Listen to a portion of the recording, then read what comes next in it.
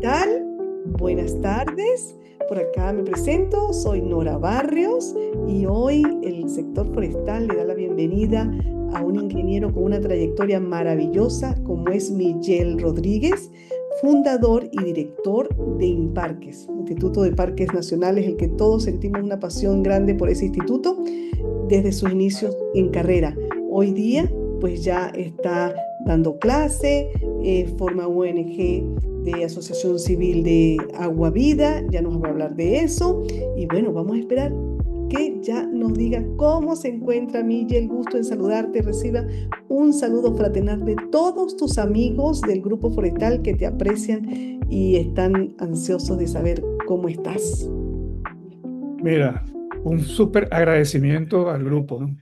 Yo creo que ningún gremio en Venezuela de la ingeniería, ¿no? Los agrónomos que son tan numerosos y siempre organizados, los civiles, electricistas, todos son tan organizados y no tienen un grupo que trabaje con su sector, que trabaje justamente por la investigación, la academia, la extensión y en especial por la amistad y el amor por su prójimo, ¿no? Somos una profesión muy especial. Me siento muy orgulloso de ser ingeniero forestal.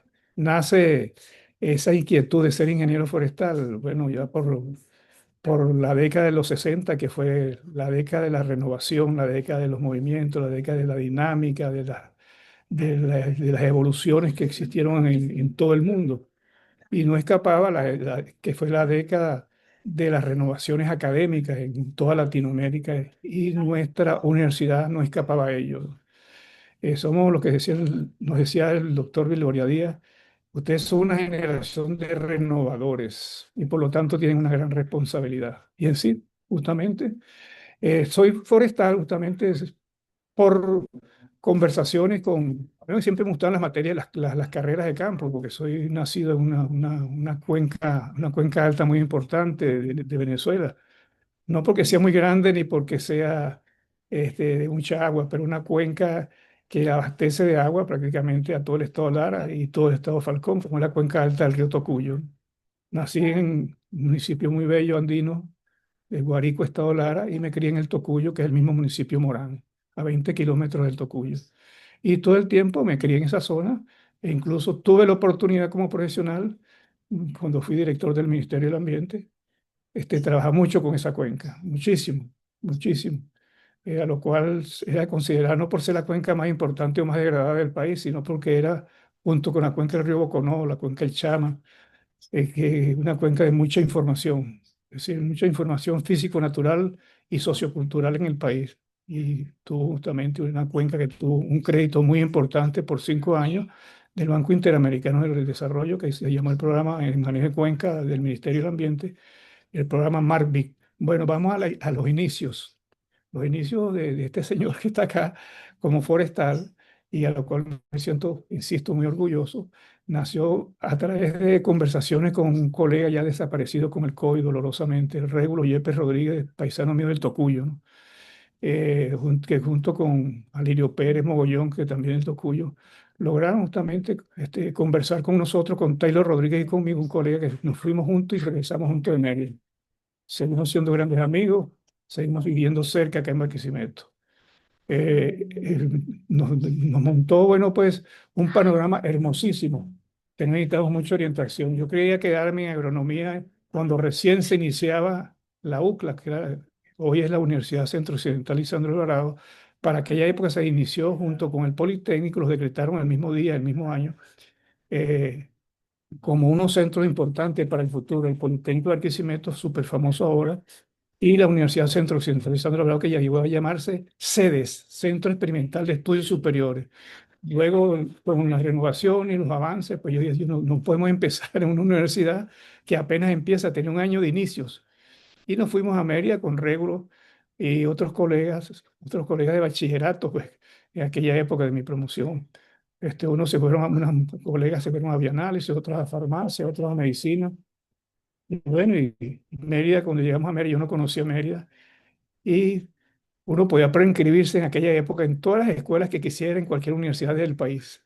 Había esas ventajas que yo digo que nosotros vivimos como estudiantes una época de oro, una época de bonanza. Y como profesional, a pesar de los sinsabores y los tropiezos, fue también una época de oro como profesional. Tuvimos una época hermosísima, lo que fue la década del 60, de 70, 80, 90. Bueno, y que era considerado justamente los profesionales universitarios como de mucho prestigio y mucha atención por parte de la sociedad y la administración pública y la administración privada. Bueno, en vista que la medicina estaba muy difícil de presentar examen de admisión, los, en la residencia donde yo estaba, habían como 6 o 7 estudiantes de ingeniería, entre ellos tres de forestal. Bueno, que iba yo a orientarme por medicina en esa época, sino que estamos enamorados de forestal todos. Y empezamos un curso propedéutico donde conocí a uno de los matemáticos más famosos del mundo, que vivía en Mérida. Mérida tuvo ese don, que era el doctor Sabrowski. Nos dio parte de estadística. El doctor Flores nos dio análisis matemático, que era el profesor de primera línea de análisis matemático de todas las ingenierías. El doctor Gex nos dio la parte de física. Bueno, eran puros profesores, le llamaban de grandes ligas en la época. Los profesores de ingeniería, porque nosotros funcionábamos como ingeniería el primer año en el edificio de ingeniería que está en la Don Tulio Férez Cordero, al lado de la que era medicina, al frente de las residencias femeninas. Bueno, esa alma mater que fue la facultad, conocimos muchísimos profesores muy buenos en general, prácticamente los profesores de las primeras promociones o los profesores que se formaron de esas primeras cortes. Nosotros somos la promoción número 19, 23 años, justamente tenía la facultad cuando yo empecé a estudiar forestal, era jovencita, ¿no? Y luego, pues, a través de ese conocimiento y esa enseñanza de lo que era la extensión, lo que era la investigación que nos delegaron esos profesores fabulosos como Aníbal Luna Lugo, Enrique Rodríguez Poveda, Rafael Viloria Díaz, Bracho, el doctor Bracho, Juancho Mora, Ruiz Terán, estar muy joven en su profesión, Marcano Berti, bueno, Juan Bautista Castillo, el profesor Fernández en geografía, nos daba hidrometeorología, nos daba Perrin, ¿no? Grandes profesores en francés, ¿no? Conocimos muchas conferencias a Budowski, a Holdrich, bueno, la florinata de Latinoamérica. Y, y nosotros nos damos ese gusto de que el doctor Francisco Tamayo nos diera conferencias allá en Mérida. Entonces, fue justamente un mundo muy diferente, un mundo verdaderamente fabuloso, con facilidades de estudio, becas, residencias. Nosotros no queríamos vivir en la residencia masculina en Campo de Oro porque nos quedaba muy lejos, ¿no? Y teníamos acceso a ella. Mérida, nadie de los estudiantes vivía en los alrededores de Mérida, en los suburbios, todo el mundo vivía en el casco de la ciudad. Por eso es que yo digo que nada más no se puede hablar de la facultad. Tenemos que hablar de toda nuestra alma mater y en especial del campus, que es la ciudad de Mérida. Mérida es un campus universitario, donde para la época que yo estudié era más importante el rector de la Universidad de la Ciudad de los Andes, como era el rector Pedro Rincón Gutiérrez, que el gobernador del estado. Y era justamente nuestra ciudad, era un todo, era arte, la ciudad, deporte. Me recuerdo como yo, como buen melómano, me recuerdo muy bien de tres íconos de temas merideños, ¿no? Que fue la famosa merideña del doctor Creo Castillo o Rivero, Trigales y también Mática, que era un personaje muy importante de Mérida que compuso el querido y recordado Luis Alfonso Marto, que en esa época él trabajaba en los telégrafos, en el correo. Un músico eminente, de los músicos para mí más eminentes que ha parido Mérida. Y fuimos muy amigos de él de paso, ¿no? Porque con los amigos que siempre iban a la residencia donde yo estaba, pues iban los hermanos Pérez Rossi, que son actualmente los de la Serenata Guayanesa. El Pérez Rossi estudiaba ingeniería eléctrica, era ingeniero electricista. Y Amarillo, que era el bajo de Serenata Guayanesa, estudió odontología. Uno es odontólogo y otro es ingeniero electricista. Los hermanos García y Margarita, que era un conjunto muy popular para la época en Mérida. Estaba también un gran amigo que empezó por forestal y después de economía, como era Gualberto Ibarreto, ¿no? Y bueno, y excelentes artistas, excelentes compañeros.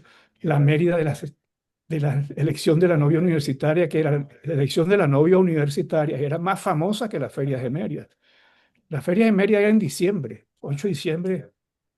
en honor a la patrona de Mérida, que es la Inmaculada Concepción, también patrona de mi pueblo, el Tocuyo, ¿no? Y por las lluvias intensas de esa época, cuando llovía tanto en Mérida, con el presidente de Corpoande para la época Sandia, que desapareció misteriosamente una avioneta entre Barquisimeto y Mérida y no apareció más nunca, ¿no? Que era esposo para la época de la doctora Marta de Sandia, profesora de geometría descriptiva de las ingenierías, ¿no? Y llegó a ser alcaldesa ella, mi paisana, nativa de Guarico, Estado Lara, hija de libaneses, ¿no? Pero ella era de Guarico. Y bueno, y también nacieron una cantidad de edificaciones que son íconos de Mérida.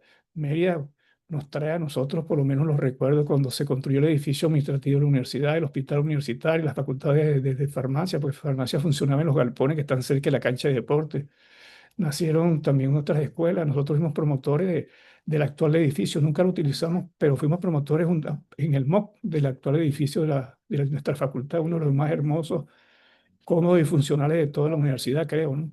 Y de paso también en Mérida esas competencias hermosísimas de deporte, de los interfacultades, de los juegos interuniversitarios, que creo que el primero que se realizó a nivel nacional fue en Mérida, ¿no? Ver aquella cantidad de hermosas, de hermosos momentos del turismo de Mérida, de la feria, del Mérida Feria, justamente con Sandia, de diciembre se cambió a- al carnaval, que era en febrero, y que se le llamó las Ferias del Sol. Tuvimos la oportunidad nosotros de ser un grupo de estudiantes que siempre estábamos con Corpo Ande. Incluso al yo graduarme iba a trabajar en Corpo Ande, pero una presión muy fuerte que hubo ahí. Le dieron el cargo a un compañero que todos estábamos en condiciones económicas bastante precarias, como uno sale cuando es estudiante, pero se lo dejamos y se lo conseguimos a un gran amigo, un colega mío, que él se quedó trabajando en Corpo Ande. Tuve yo que emigrar a Caracas y luego debutar y trabajar en Guayana, que no me arrepiento porque es hermoso, mi hermosa Guayana, que es donde yo aprendí mi noviciado, pagué mi noviciado. Y allá en Guayana, que la quiero tanto que incluso allá conocí la que hoy es mi esposa. No, no es guayanesa, es caraqueña, pero ya la conocí. De Forestal tengo muchos agradecimientos. Formé mi familia con esa carrera. Me permitió trabajar en todo el país, viajar por todo el país, conocer, bueno, minuciosamente a mi país. Y en Forestal tengo mucho agradecimiento también por gente que uno dice, no, me formaron los profesores, no, pero también te formaron la gente de mantenimiento como Peñarosa, como el chofer famoso que teníamos nosotros, Miguelón, como la encargada de las publicaciones, la señora esposa de un gran colega, Samuel Mendoza, de la biblioteca que nos ayudaron tantísimo, como era Eddie, Mari, Nubia, y tanta gente hermosa de la Secretaría, la señora Dulce, la señora Sinoe y Marcolina, de las secretarias más populares y queridas de la facultad. Y así sucesivamente fuimos conociendo gente hermosísima con acentos diferentes a los nuestros, que yo viví casi siempre en residencia de gente merideña, de gente de Tovar, la señora Ana María Rodríguez, la señora Ana de Bailadores, Ana Morek, Moré de Colmenares, por cierto, tía de la colega Morek, Yaira Morek. Allá conocí muchísima familia de ella, con justamente una residencia hermosísima que vivían 40 muchachas en esa residencia cerca del Mérida del Moto, cerca del Hospital Viejo, ¿no? Era hermosísima, doña Elena Chaustre Galante, si me acuerdo que llamaba. Era tan hermosa que ella tenía los cumpleaños de todos los que comían y vivían allá. Era la sede principal de AETULA, la Asociación de Estudiantes Tachirenses. Y fíjate que era la asociación más organizada de todos los estudiantes, eran la mayoría en Mérida los estudiantes del Táchira, súper organizados y quedaron muy buenos amigos. De Mérida, no tan solo la formación de mi facultad, la formación cultural, la formación educativa, la formación que tú te vas absorbiendo, porque decía don Mariano Picón, Mérida es una universidad con una ciudad por dentro. Más importante la universidad junto con Mérida, es el campus universitario, nuestra Mérida. De Mérida justamente podemos decir que allí aprendimos, o sea que Mérida y la universidad nos pisaron. Nosotros no pisamos la universidad, ellas nos pisaron y nos enseñaron no tan solo a ser ingeniero forestal, sino a conocer amigos, conocer los grandes amores que uno tuvo en Mérida y conocer además esa, esa cantidad de experiencia, de serenatas. Era tan hermoso aquello en Mérida que cuando estamos dando serenata en Mérida, se acostumbraba mucho la serenata.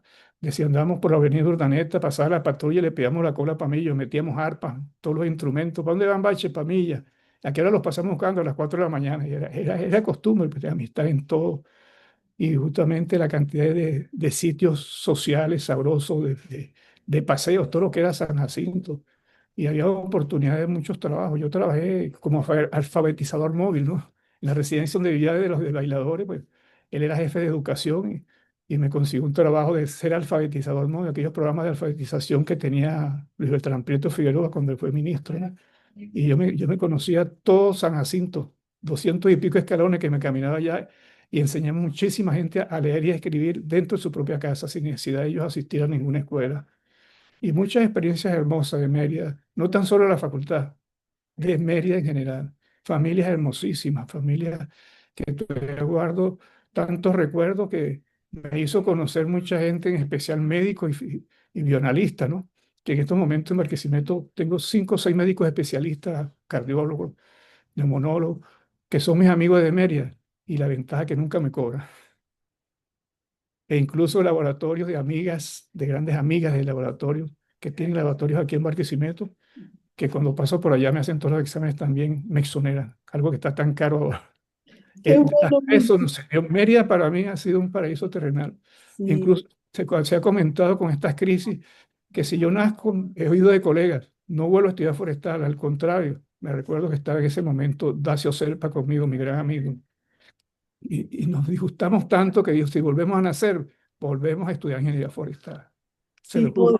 todos decimos eso. Y yo maravillada con tanta No, yo he pasado información, las de su Caín, sufrí memoria. cuando era nuevo, sufrí cuando yo tenía 20 años de servicio y me despidieron sin ninguna razón, pero aquello me permitió, bueno, continuar justamente con una vida nueva de consultor ambiental, después volví a Imparque, bueno, y poco a poco se fue formando justamente, a lo largo de esta entrevista te voy a explicar cómo fue mi vida profesional y cómo se desenvolvió justamente todo. Pero a Mérida yo tengo mucho que agradecerle, no tan solo a la Mérida ciudad, sino a la Mérida estado, a la Mérida de Cacute, donde íbamos a conseguir nosotros una hermosísima costumbre y tradición cristiana, como es las paraduras del niño, donde en Cacute íbamos con un amigo, él creo que se graduó después con Carrerito en la promoción de carrera, en la promoción del 73, que es todo, José Tomás Zulbarán, violinista, y íbamos con él a Cacute, donde se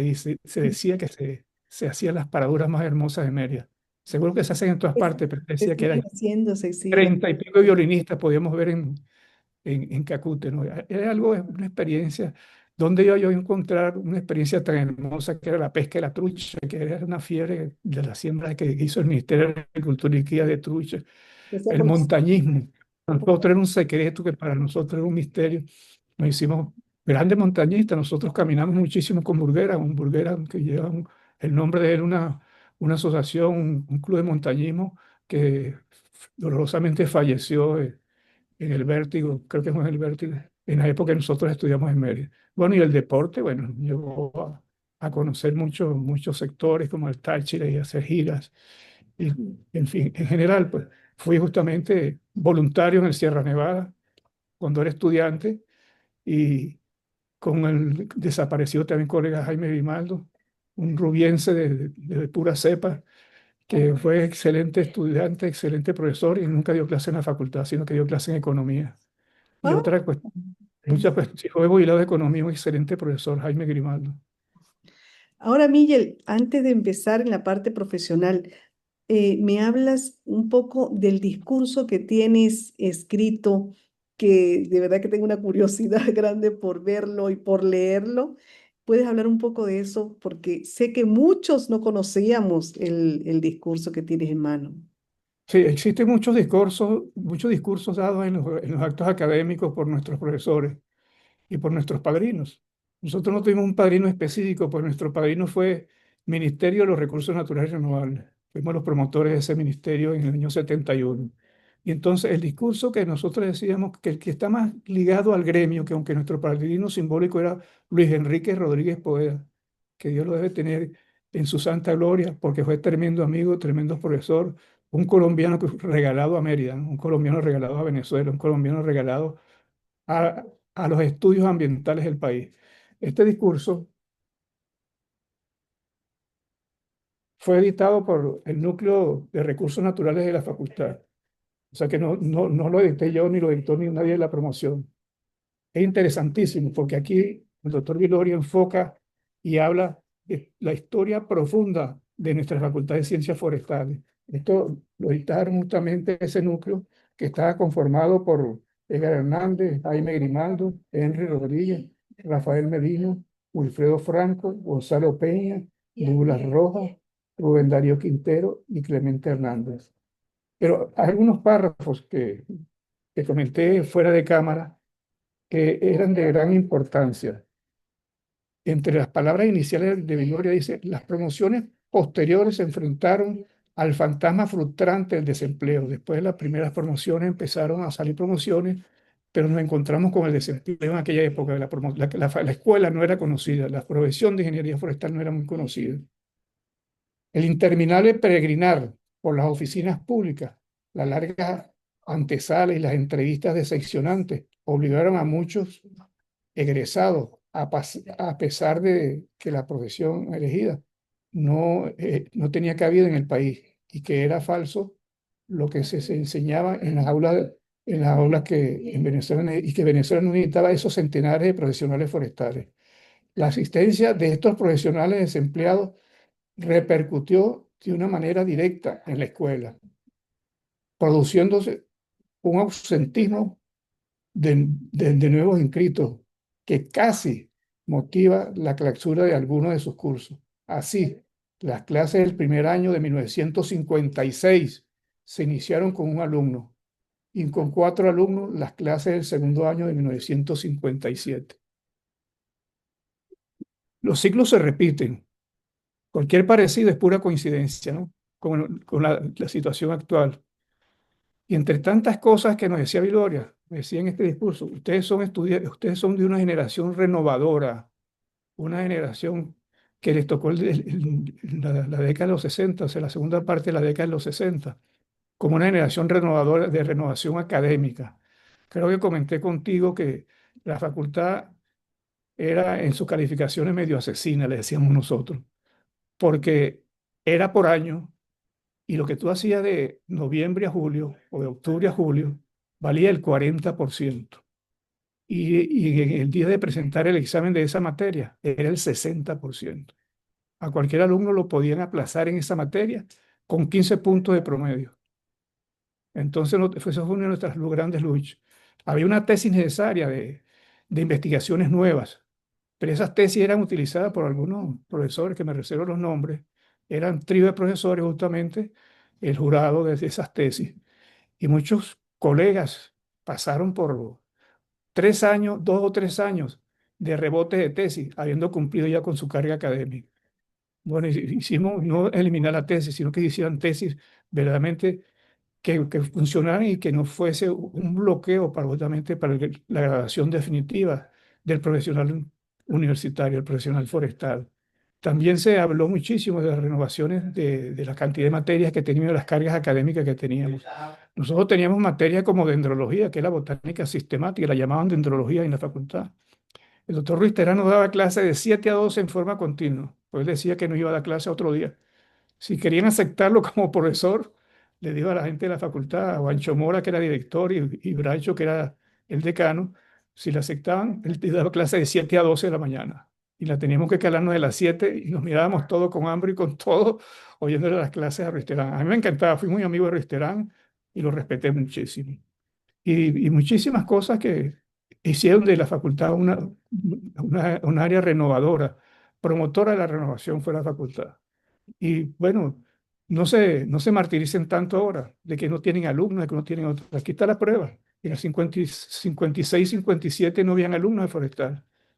Y como nació la facultad, bueno, este discurso voy a decir, se digitaliza y lo llevamos justamente a subirlo al grupo, ¿no? Yo tengo que mostrarle un discurso que es muy interesante. Nuestro padrino simbólico, pero en los 45 años de promoción, nosotros hemos hecho tres actos académicos. Nuestra promoción, Ministerio de Recursos Naturales Renovables en Mérida. Y entre esos actos académicos estuvo un acto académico de los 45 años, que el discurso del profesor fue este, del doctor Rodríguez Poveda, un discurso hermosísimo. Ya el doctor Rodríguez Poveda había perdido la visión y tenemos que agradecerle nuestra promoción como colegas y como amigos a dos tremendas mujeres forestales que no fueron de nuestra promoción, porque nosotros se graduó una mujer nada más que, que ha sido Ninosca Pérez Rodríguez. Fue justamente Arleni Suárez, no Arleni, no, no, fue Irma Ramírez y, ¿cómo se llama la esposa de Segundo Jiménez? Ay, Dios mío, ¿qué me pasa? Miguel Arlene, Ángel.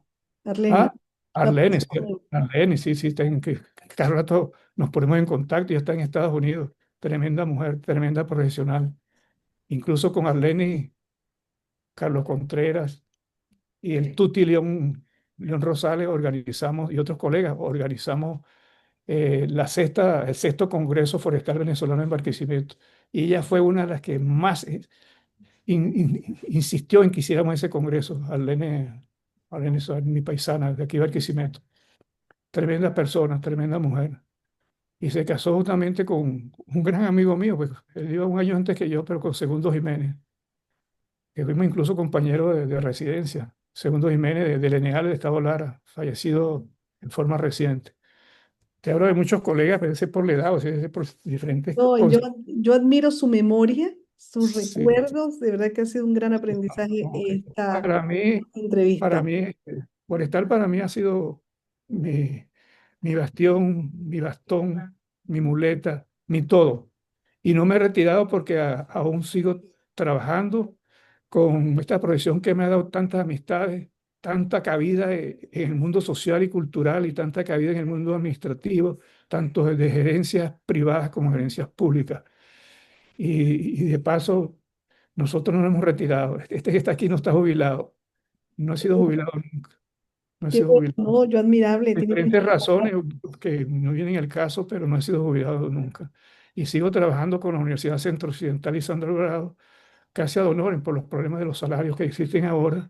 Hay una cátedra que fundamos en un sistema de cátedras libres, que es una cátedra que se dedica a la extensión, a la investigación y a la academia, que trabaja justamente con la parte de ser libre, nos permite que muchísimas personas puedan pertenecer a esa cátedra si no sean miembros o alumnos o funcionarios de la de la UCLA, y que nos ha llevado justamente con todos los coordinadores de este sistema de cátedras libres a tener casi 20 cátedras libres en los diferentes ámbitos de la investigación, la cultura, las tradiciones, el folclore, la ciencia, la tecnología, en especial en el ambiente. Yo coordino las cátedras libres de gestión ambiental sostenible, que me aprobaron el epónimo con mucho orgullo y mucho honor, y le doy las gracias a la Universidad Centro Occidental y Sandro Alvarado por haber aprobado el epónimo de José Rafael García Costa, fundador del servicio y Sistema de Parques Nacionales de Venezuela, que murió recientemente. Un ingeniero agrónomo, pero fue más dasónomo que ingeniero agrónomo. Él decía, yo nunca he sembrado una mata de carabota, yo lo que he plantado árboles en todas partes donde he llegado. Especialista en viveros forestales, especialista en incendios, con un desarrollo de prevención y combate de incendios el más sofisticado que existe en Venezuela, que lo tiene el Parque Nacional El Ávila o Guaraíra Repano en su vertiente sur, a todo lo largo de la Cota 1000. José Rafael García ha sido para nosotros, para un grupo de profesionales, en especial forestales. Todos los que estábamos cerca de José Rafael García fuimos ingenieros forestales, Jaime Guibando, este, ¿cómo se llama?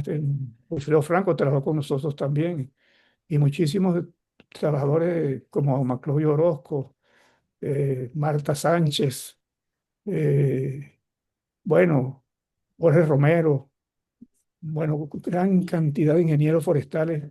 William Figueredo recientemente falleció hace una semana, y así como muchísimos otros personas que se adaptaban con mucha facilidad a José Rafael García, un carácter amargo, como lo dice Otón Holke, el profesor Otón Holke.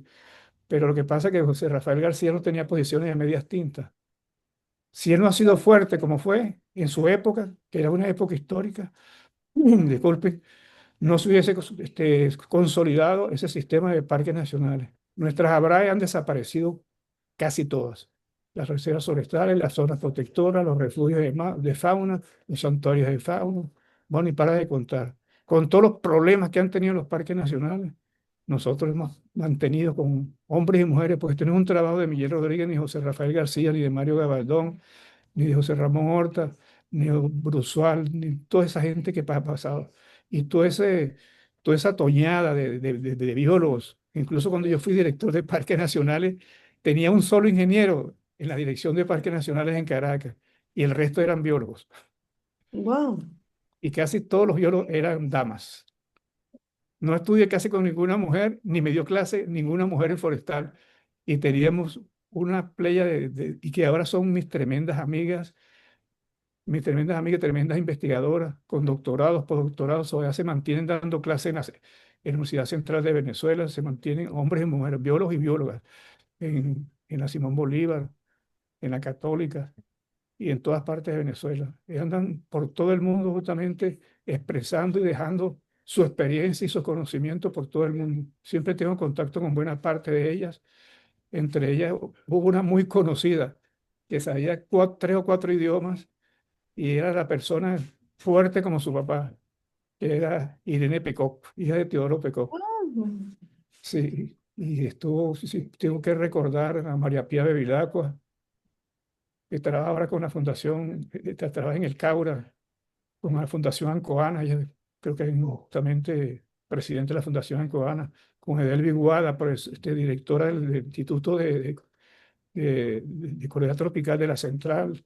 Bueno, Borges Naveda, que es muy conocido en Mérida, que dio clase creo en la Facultad de Escuela de Ciencias de Mérida, trabaja creo que con la Central, y geógrafo, bueno, pues, como Oscar Pérez, y una geógrafa que ustedes la deben de conocer por su apellido, Karen Holking, sobrina de Otton Holking, una de sus sobrinas predilectas, me dijo él. Y bueno, en gran cantidad. Hilda Ángel, la actual directora de Parques Nacionales, ahora se llaman gerencias. Pues fue uno de mis alumnos, pero bueno, que sé la presión y muchas cosas que no vienen al caso tú no decirlas ahora. Sigue siendo mi gran amiga, pero profesionalmente ella ha sido buena planificadora, a lo cual yo recomiendo a los forestales, por favor, esa experiencia de Diomira y Rafael Carrero les dio justamente por ser tremendos planificadores que se dieron a respetar y a conocer en el mundo privado y en especial en el Ministerio del Ambiente, como era POA. POA significa Planificación y Ordenación del Ambiente. Ellos trabajaron y fueron pioneros junto con Deudumic, con María Antonieta Febre, con Armando Hernández, bueno, y con otra gran cantidad de colegas. Y aprendimos muchísimo con ese ministerio, porque el Ministerio de Agricultura y Cría era una disputa entre forestales y agrónomos. Y el Ministerio del Ambiente, creo, sin querer, nos enseñó a trabajar en equipo. Nos enseñó a que el biólogo, el economista, el arquitecto, el ingeniero civil, el agrónomo, en general, todos teníamos cabida en ese ministerio y todos podemos trabajar juntos. Y una de las cosas que yo tengo que decírselo a ustedes acá, yo me interesé en ser director del Ministerio del Ambiente, no porque por ambición de cargo, porque el único que ha renunciado, un director que haya renunciado en aquella época del Ministerio del Ambiente como director fui yo. Me perdona la modestia.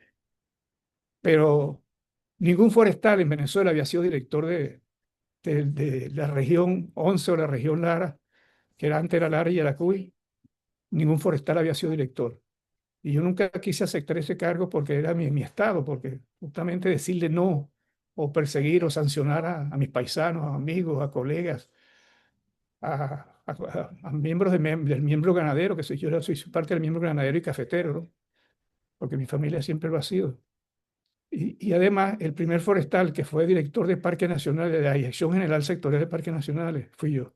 Me perdonas todo eso, pero no lo hice como Miguel, lo hice como forestal, porque un forestal tenía el merecimiento, porque el forestal fuimos los que verdaderamente creamos y promovimos el Ministerio del Ambiente a través de la sociedad, a través de nuestra promoción y a través del cabildeo que se hizo en toda Venezuela y a través del gremio de la Sociedad de Ingenieros Forestales que tanto respeto y tanto quiero. porque todavía, a pesar del pocotón de décadas, todavía soy presidente de la seccional Lara Yaracuy de la Sociedad de Ingenieros Forestales. Siempre he querido ser gremial, siempre quise tener un grupo de mi promoción. Mi grupo, yo sé dónde está su esposa, yo sé dónde, cuando cumple años, mi grupo coincide justamente con los colegas, con sus hijos, y nos hemos reunido 15 veces en diferentes sitios del país. En Carúpano, San Carlos de Cojedes, en Estado Varira, en esa reunión en la ciudad de Barinas y la bella población de Caldera, en Mérida 3 veces, en Barquisimeto algunas veces. Lo hemos hecho además reuniones muy importantes en San Felipe, Estado de Yaracuy, y así sucesivamente. Seguiremos justamente reuniéndonos hasta que tengamos vida y que ese grupo no falle. No todos están incorporados en forma continua, como este grupo que felicito y vuelvo a felicitar este grupo del sector forestal. Al 90% no los conozco personalmente, pero he recibido de ella mucha enseñanza, muchos aprendizajes y, muchos, el saber de cómo piensan la gente en la actualidad, cómo piensan las nuevas generaciones. Desde el querido Otton Holking hasta mi persona, que somos de los más creciditos y con más edad, que siempre estaremos ahí seguros que Otón envidio su persistencia, envidio su resistencia, envidio su lucidez, envidio su enseñanza y envidio su amistad. Tremendo amigo Otón. Por algo su sobrina Karen Holke, que es mi tremenda amiga, es así. Sé que su familia debe ser así.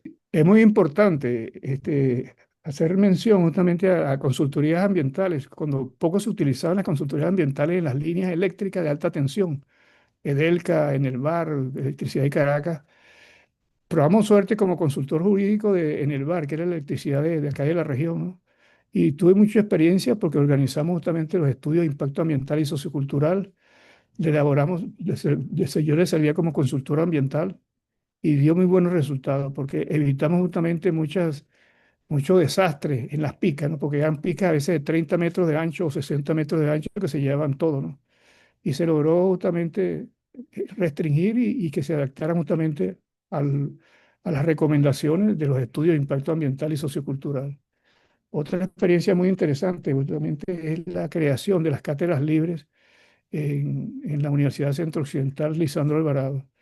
Yo tengo aproximadamente más de 20 años justamente con la Cátedra Libre de Gestión Ambiental Sostenible y que el Consejo Universitario me aprobó el epónimo de José Rafael García Acosta, justamente el fundador de los parques nacionales. Y por su currículo y por su obra, de inmediato lo aprobaron. Así se llama la Cátedra Libre. Cátedra Libre de Gestión Ambiental Sostenible, José Rafael García Acosta. Y la Entonces, estudian los aspirantes a no, no es una cátedra conservadores. obligada, es un sistema de cátedras libres que tiene la Universidad Centro Occidental, aproximadamente unas 18 o 20, creo, y están activas creo que más de 11 por los problemas que hay ahora en la universidad. Entonces, pero las activas son muy el cooperativismo en Venezuela, que es una de las experiencias más grandes que tiene Venezuela, el cooperativismo con Secocesola, que tiene más de 60 años en eso. Tenemos el cambio climático y sus estudios, tenemos también agricultura orgánica, el estudio del ganado raza carora, tenemos también la cátedra libre, el juguete para los niños, en fin, son 11 cátedras libres que están activas. Esas cátedras se dedican justamente a la parte de extensión, puede participar cualquiera en esas cátedras. Podemos hacer extensión y podemos hacer las labores típicas justamente de la universidad, pues los objetivos de la universidad, academia, investigación y extensión. Y aún más, lograr ingresos propios, que es lo que andamos buscando ahora para la universidad. Y hacemos programas, simposios, diplomados, reuniones, forochats, de todo lo que te puedas imaginar para dar a conocer la actividad de la universidad con todas sus cátedras. Sí, ya lleva 20 años dando clase, qué honor tan grande. Más de 20, sí. Háblenme de del Atlas del Estado Lara y del otro en que participó Eso es una en la actividad formación, la importante construcción. que se hizo. Mira, y cuando tú llegas a director del Ministerio del Ambiente en aquella época, ¿no? Es decir, que yo nunca quise ser director del Ministerio del Ambiente en Lara, porque yo conocía demasiado la región y conocía todo el personal, lo conocía muy bien, porque trabajaba en Parque y la sede era Barquisimeto, ¿no? Y estaba desde que se fundó el Ministerio del Ambiente el 1 de abril del año 1977, ¿no? cuando se decreta el parque, se decreta el ministerio. Y bueno, entonces, y administrar a tus conocidos en los diferentes 9 municipios, que por mi orientación de mi familia, que son ganaderos, se conocen todos y tienen actividad de afectación de recursos, suelo, vegetación, agua, y les gusta echar candela y les gusta deforestar, ¿no? Y justamente los problemas tan grandes que tenemos ahora del semiárido del estado Lara. Estamos luchando por eso, para evitar justamente los desmanes que está pasando. Porque aquí también tenemos muchísimos problemas desde el punto de vista, el 60 y pico% de los últimos estudios de vegetación de Lara es semiárido, cada busca de eso. Apenas muy pocos bosques nublados que están hacia la parte sur, lo que colinda justamente con Portugués y Trujillo. Y hay mucha actividad maderera, por lo menos los artesanos que son famosos en todo el país y el mundo, los artesanos de Guadalupe. Los estaban justamente los horneros de Alemán, que es un sector del municipio Torre Alaba de Carora. Cuando yo empecé justamente a investigar todo eso, habían 40 horneros y creció tanto la demanda por lo que ellos hacen, ladrillos, cintos, tejas de una calidad asombrosa. Entonces eso lo exportaban para las islas del Caribe, ¿no? Llegaron a 400 y pico hornos. Ya estaban recurriendo a los cactos, a los cardones, el cují, el curarí, todas las maderas duras, era la materia prima para los hornos. Además que teníamos el problema de los minerales no metálicos, ¿no? Sílice y todas las arcillas que tú te puedes imaginar, que los explotaban las alfarerías gigantescas de Maracay, Carabobo, Yaracuy, y las arenas valiosísimas entre Yaracuy y Lara, que las exportaban justamente por Puerto Cabello. Y teníamos justamente una zona de aprovechamiento agrícola como la del Tocuyo, y otra zona de aprovechamiento agrícola como la del Valle del Turbio y del Valle de Quibos, que eran zonas con mucha presión agrícola. Quibos prácticamente le decían es la ensaladera de Venezuela. Entonces se estaban sembrando prácticamente más de 10.000 hectáreas de cebolla. Imagínate eso. Entonces uno tenía que someterse a eso y a las perforaciones de los pozos, que ese era otro problema. Sí. Entonces había que ordenar. Menos mal que teníamos una institución de planificación y ordenación como era FUDECO, Fundación para el Desarrollo de la Región Centro-Occidental, con sede en Barquisimeto y Corpo Occidente. Y trabajamos muy apañado con ellos, muy junto con ellos, y se fueron creando todos estos documentos. Ahí es donde yo hice el documento de los motivos de la creación de Terepaima. Se hicieron toda esa cantidad de documentos. Se hizo el acta del Estado Lara, Wow. y justamente con toda la cartografía. Bueno, pues esto es espectacular. Después le dieron un uso indebido, no lo puedo decir hoy, pero le dieron un uso indebido.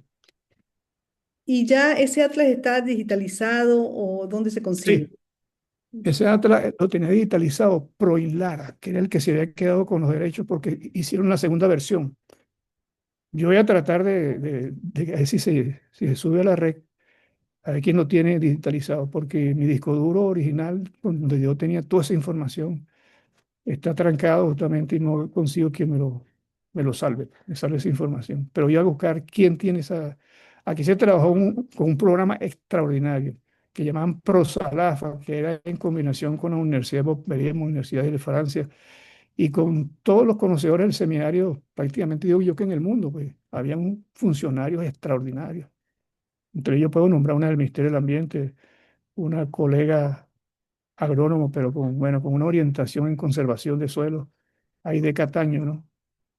Ella nacida en Colombia, pero venezolana de pura cepa, adora y quiere este país.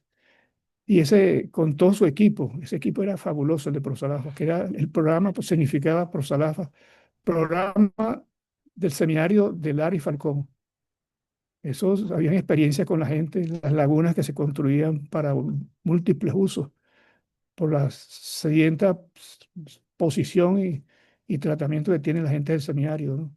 Se conseguía justamente agua para su ganado, control de inundación, represamiento de las aguas justamente y la cantidad de aljibes que se hacían con un dominante del seminario que desde Brasil nos venía con eso, un trujillano como Saulo Lavarriete, profesor de la Universidad Centro Occidental y Sandro Alvarado. Falleció también Saulo Olavarriete. Me recuerdo unas palabras que nunca se me olvidarán. Miguel, donde hay agua no hay mucho que hacer, pero donde no hay agua tenemos que trabajar mucho. Era un conocedor del semiárido como tú no te puedes imaginar. Era ingeniero agrónomo, pero con un conocimiento de la hidráulica fabuloso, fabuloso. No, es que yo tuve la suerte de conocer gente muy importante, muy valiosa, que me ayudó y me enseñó, porque yo siempre he sostenido, como dicen muchos por ahí, que uno muere aprendiendo. Tenemos que estar en constante renovación. Aquí estoy rodeado de un pocotón de información que me traje para decirlas hacía valer, pero también trabajamos con ese programa que tú te encuentras ahí del Ministerio de INPAR, que es el Ministerio del Ambiente, que se llamaba BIR, con el Banco Mundial, ¿no? Hay como 14 textos de esto, ¿no? Los planes de consolidación de los parques nacionales, de los Y parques tanto recreacionales como nacionales, allí tiene el logo, a ver el logo de parques arriba. INPAR, Ahí está la hoja. Ah, ok. la hoja de marihuana y el venado. Ok. Así, ellos se disgustaban muchísimo cuando le decíamos eso. Entonces, bueno, tenemos de todo lo que tú te puedas imaginar, de todos los parques, Aguaro, Guariquito. Yo guardé este material porque yo creo que casi nadie lo tiene, porque creo que en las oficinas centrales no aparece. Oye, Yo lo, interesante digitalizarlo y ponerlo eh, en la se web. estaba digitalizado, pero yo, eso es lo que yo pensaba Son hacer. muy Primero pensaba valiosas. regalarle a los jóvenes, regalarle todo ese material. Todo este material regalarlo para los jóvenes, a gente irresponsable. Porque de las universidades regalé mucho y se perdió mucho. Lo llevé para Imparque y también se perdió. Entonces yo me he quedado con mucho material de ese. Incluso nosotros tenemos por hacer una cantidad de trabajos que nos quedaron pendientes, pues. Nos quedaron pendientes. Lo que era buscar la forma y aprobación de los planes de ordenamiento y reglamento de uso de las áreas naturales protegidas. Otra cuestión que nosotros creo que buscamos mucho trabajar aquí en la región yo me guié mucho con este libro de dos colegas de Mérida, ¿no?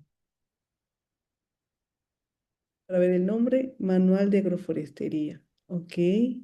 Creo que tú los conoces. No lo había visto, no lo había visto. De verdad, de Gerardo Rojas y Carlos Ángel Rojas y Infante. Ángel Infante. Lo uso yo mucho fabuloso. Los felicito. Felicito a nuestra facultad y a la y a la ULA por este manual. Y así tenemos nosotros una cantidad de publicaciones que debemos justamente, como tú dices, digitalizarlas y llevarlas justamente a que sean conocidas, a que sean conocidas. También nuestro grupo, cuando yo estaba en el LADRE, como decía, nos dedicamos a un equipo interdisciplinario a los estudios de impacto ambiental y sociocultural, de urbanismo, afectaciones de recursos. Este colega forestal y yo hicimos un equipo y no trabajamos en forma individual, sino que trabajamos como equipo, Y, f- y, y, hicimos allí- muchísimos estudios de impacto ambiental, muchísimo. y O fueron sea que publicados. como forestal integral yo he trabajado en cuenca, he trabajado en botánica, he trabajado en vialidad, mantenimiento de vialidad, áreas naturales protegidas. Bueno, te puedes imaginar en agroforestería, he sido agricultor, pues yo tenía una finca en Guarico de café y también en Sabanete de Barina, que eso a mí sí me la invadieron, era un ganadito que tenía en Sabanete de Barina. Con toda Tú- la trayectoria que has tenido, hablemos de los reconocimientos. ¿Cómo te han homenajeado con tantos años de servicio? Bueno, como uno no trabaja por merecimientos, pero por lo menos he tenido la oportunidad una vez, andaba buscando ese reconocimiento de una universidad que tiene dos carreras en Estados Unidos, ¿no? Qué curioso, ¿no? Y uno de sus directores era venezolano, murió, uno de los Rodríguez Iturbe. Es la Texan A&A, Mecánica y Agricultura. Dos carreras. Y es un macrocampus en Texas que tú caes para atrás, para dos carreras. Eso es lo máximo. Ellos nos ayudaron mucho con tramitarnos los créditos del Banco Mundial, porque en eso también trabajé yo, ¿no? En lograr hacer el lobby con unas amigas allá venezolanas que conocí en un congreso y me ayudaron justamente con el Banco Mundial a hacer el lobby para lograr el crédito del Banco Mundial para los parques nacionales y para el Ministerio del Ambiente. Que yo no sé si le dieron buen uso, donde están todos estos proyectos, ¿no? Y yo estuve como asesor justamente funcional, ahí creo que en el currículo te lo coloqué, asesor funcional del Banco Mundial para esa época. Y también, bueno, que yo me siento orgulloso por haber participado en esta exigencia que me hizo la presidenta del instituto por una época que tenía una exigencia de un presidente de la República para un parque de recreación en Barquisimeto, que es el Parque del Este actual, ¿no? Que tiene 20 hectáreas, 22 hectáreas. Se llama Ochoapile, ¿no? Por el precursor y el ideario del sistema hidráulico Yacambuquío, ¿no? El doctor Ochoapile. Entonces me dice, mira, eso está muy atrasado, ¿me puedes ayudar? Bueno, yo tengo un equipo, vamos a echarle piano, me colaboras con Caracas y todo eso, y que no me presione con lo de los parques nacionales y los monumentos de la región, vamos a echarle piano. Y llegamos, hicimos la primera etapa en 3 meses y la segunda en 3 meses y medio. Después hicimos el Parque del Oeste, trabajé con la segunda etapa del San Felipe el Fuerte, que es un parque histórico, con la segunda etapa del Parque Leonardo Bernabéu, con Cumaripa, con el Parque La Feria en Portuguesa, con el Parque Los Samanes en Portuguesa, se lo construyó también. El Dos Cerritos en el Tocuyo, en el embalse Dos Cerritos. Es un parque de recreación de múltiples propósitos. Participé también con otros colegas en el Museo Carmelo de Portuguesa y Las Mallitas en Sarare. Y bueno, y como parece que como el hecho de hacer las cosas medianamente bien te usan para todo. Entonces, mire, ¿por qué no me hace esta inspección en el Guayquerí, cuando se construyó el Guayquerí en Cumaná y cuando se construyó el Andrés Eloy Blanco en Puerto La Cruz? También fuimos a parar allá con el equipo de Imparque y las empresas constructoras, ¿no? Y los ingenieros inspectores y arquitectos. Y eso es una gran experiencia, trabajar también con parques de recreación y con zoológicos y otro tipo de áreas. Y también participar en los planes justamente con el refugio de fauna de Cuare, que era contiguo al Parque Morrocoy, y logramos justamente el decreto de Montecano como monumento natural con la Universidad Francisco de Miranda y la población de Cocodite, justamente donde era Ali Primera, ¿no? Y otro monumento que está cerca que se llama Boca de Caño, también un refugio de fauna, también logramos eso. Y bueno, y tú puedes revisar ahí, la historia nos premió con que cuando se estaban decretando los parques nacionales, nosotros estamos ahí, el equipo estaba ahí en ese momento. Todas las áreas de Margarita, yo participé en los decretos, con defectos y problemas de linderos para la época, no se contaba con una cartografía muy acertada como ahora. Pero las nuevas generaciones te están corrigiendo y han corregido todo, parte de esos problemas. Los médanos de Coro también nos exigieron, hicimos el proyecto completo de los médanos de Coro, Cueva de la Quebra del Toro, bueno, y todo eso para las áreas de Mérida, la culata, también trabajamos en la culata. No, impresionante con tanto trabajo, tanta trayectoria. Y veo, y acá estoy viendo que la Universidad Lisandro Alvarado le otorga la orden de segunda clase. Qué reconocimiento tan bonito para tantos años de servicio. Sí, De- de- ha sido reciente, porque no eran de mi escuela, no eran forestales, son agrónomos los que me reconocieron prácticamente todo el rector y la vicerrectora de la época. Ya muerto, ¿no? Ya muerto el rector León y ya murió. Aquí está la parte de la condecoración. Y aquí con un estuche espectacular que yo digo, esa es la máxima condecoración que otorga la Universidad Centro Occidental. Y aquí está. qué bonito. Universidad Centro Occidental Lisandro Alvarado. Qué bonita condecoración. Oye, que Y sea los 50 años de mi paisano, un botánico eminente, sabía 2 idiomas, hablaba todas las lenguas indígenas, de los pensadores más grandes que han salido de mi pueblo. Don Lisandro Alvarado, Aníbal Lisandro Alvarado. Lleva el epónimo de la universidad, porque esa universidad, yo iba a estudiar agronomía en esa universidad, porque empezó cuando yo salgo de quinto año de bachillerato, tenía un año, el Centro de Estudios Experimentales, se llamaba sede, Centro Experimental de Estudios Superiores, no era universidad en sí, y se decreta al mismo día el Politécnico de Barquisimeto que se convirtió y se ha convertido en uno de los grandes centros de la ingeniería eléctrica, química y mecánica, ¿no? Del país.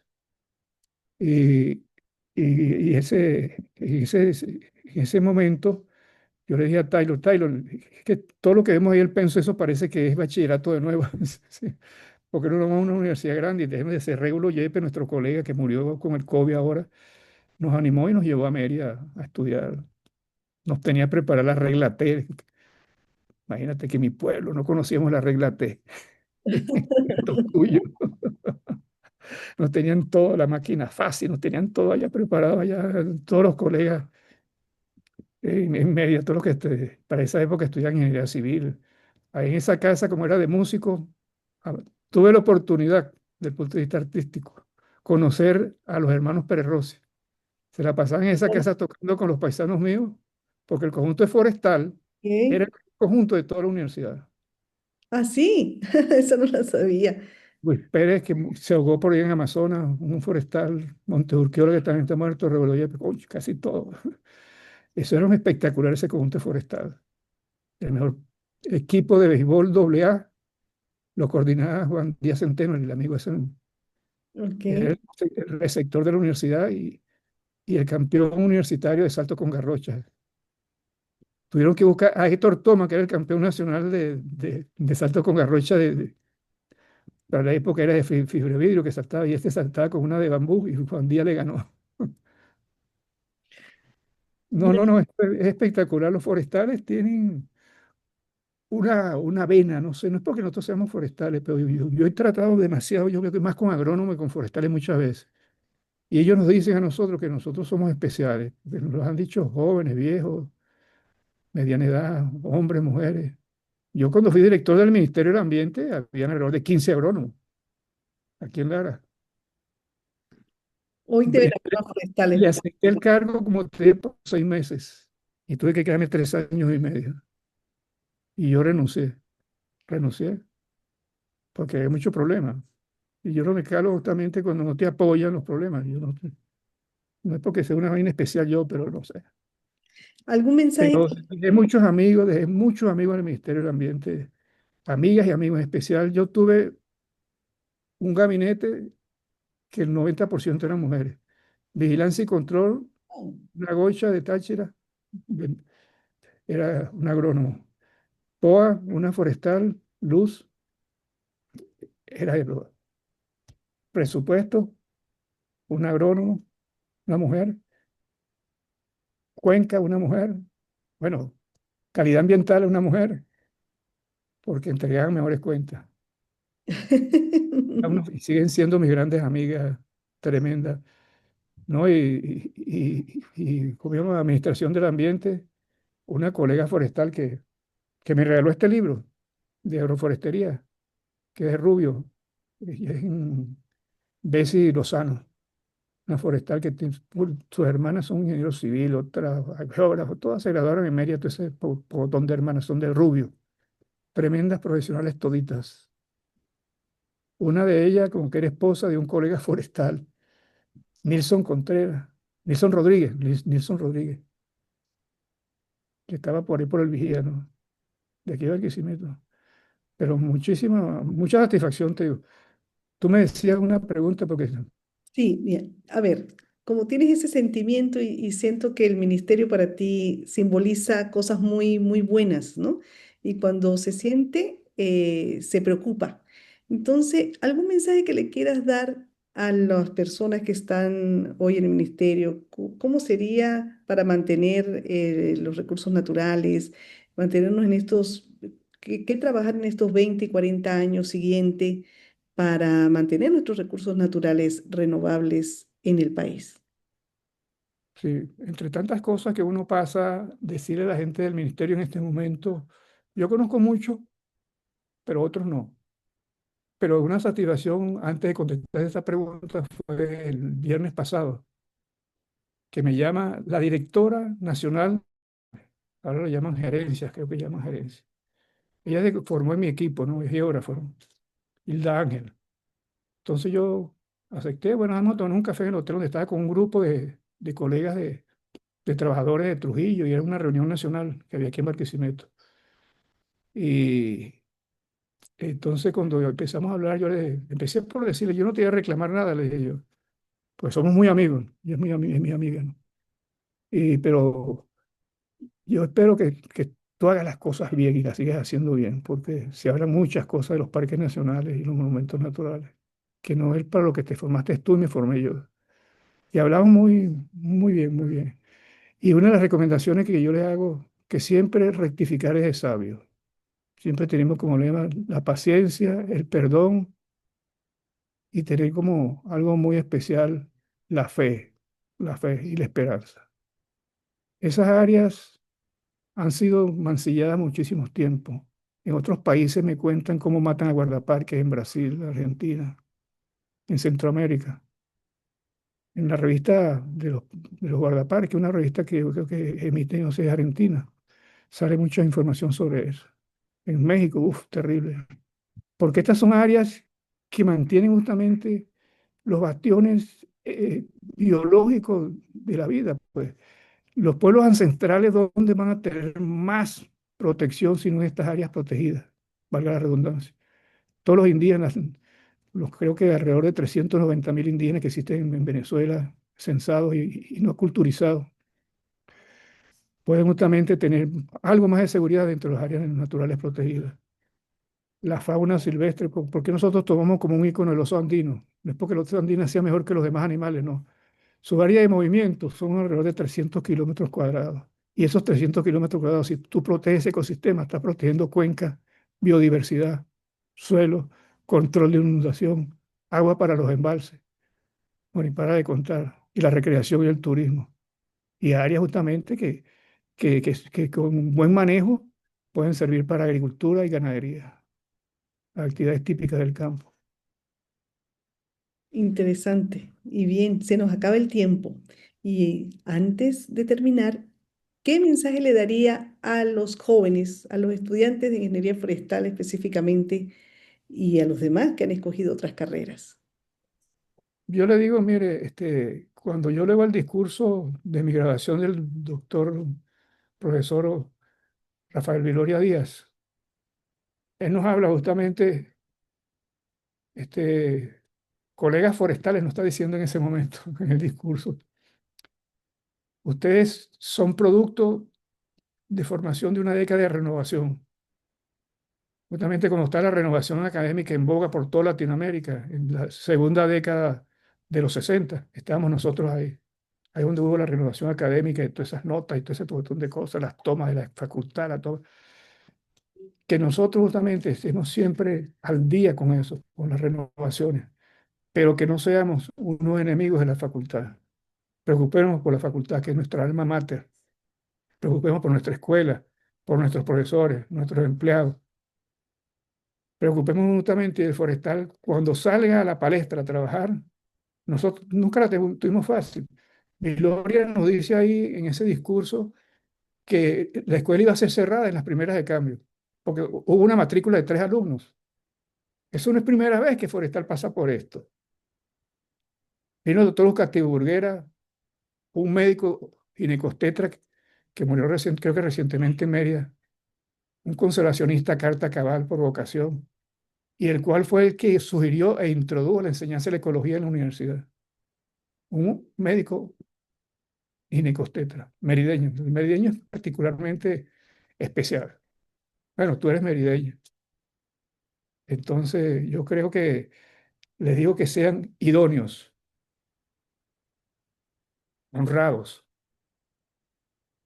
justos, humildes, emprendedores, acostumbrarse a trabajar en equipo y que practiquen la justicia social. Si no los cumplen todos, ok, pero un verdadero ingeniero forestal debe ser eso, debe ser idóneo y debe ser respetuoso, sí, pero respetado. Yo me conseguí en discusiones en el Ministerio del Ambiente cuando hasta hacía trabajos con POA o con otras direcciones, con calidad ambiental. Me dice, tú no pareces forestal, me dicen, ¿por qué? Entonces se miraban ellos, ¿no? Por la fama que tienen los forestales, nos tienen a nosotros de matraqueros, ¿no? Tú no pareces forestal, tú pareces otra profesión. No, yo soy forestal y me siento orgulloso. Y soy de los que cuando tuve injerencia en firmar oficio, firmar memorándum para salida de las instituciones, firmaba ingeniero forestal, Ingefor Miller Rodríguez. No sé si tú te darías cuenta, ahora puede ser que no, pero yo me daba mucha cuenta cuando si trabajaban en el MOC, en aquella época, si trabajaban en el MAC, escribían ingeniero tal. Le da pena decir que eran forestales. ¿Por qué? ¿Por qué? Si es una profesión tan hermosa, tan bella. ¿Quiénes manejan estas áreas en Canadá, Estados Unidos, México, Costa Rica, Argentina, Chile? Porque yo los he visto. Son los ingenieros forestales y los técnicos forestales. En Brasil, los ingenieros forestales. Son la mayoría, no es que dicen que son solo ellos, pero que gerencian, que se enfrentan a los fuertes son ellos. junto con agrónomos, con biólogos, con geógrafos, pero los forestales son los que le dan pierna al asunto siempre, siempre dan la cara. Y yo me siento orgulloso de todos los forestales que trabajaron conmigo, unos con problemas conmigo, pero yo les perdono, yo les perdono.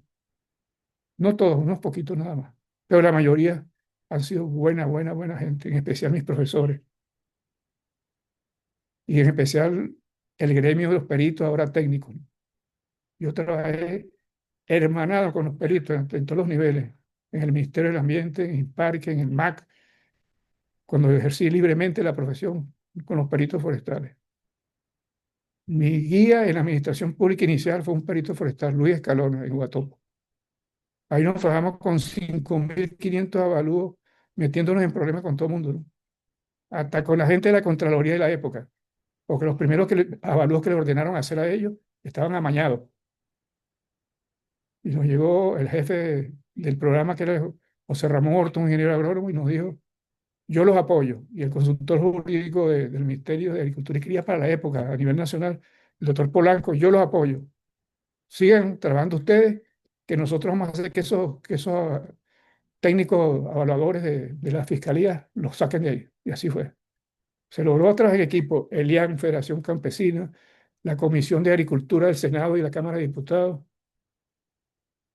este, Contraloría General de la República, el Ministerio de Cultura y Cría. Bueno, todos los organismos trabajamos en conjunto para hacer ese trabajo, para hacer los pagos, y se reubicaron con tierras aportadas por el 5.000 y tantas familias en los alrededores.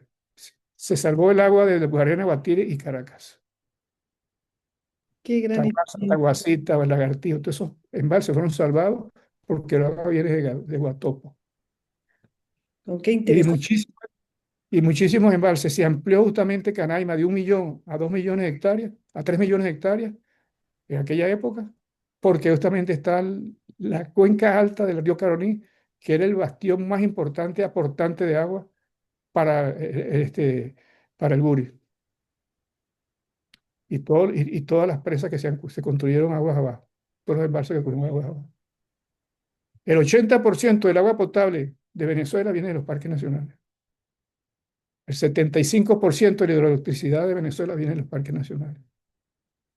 La recreación y el turismo de Venezuela viene de los parques nacionales. El laboratorio al aire libre más importante que tiene Venezuela está en los parques nacionales.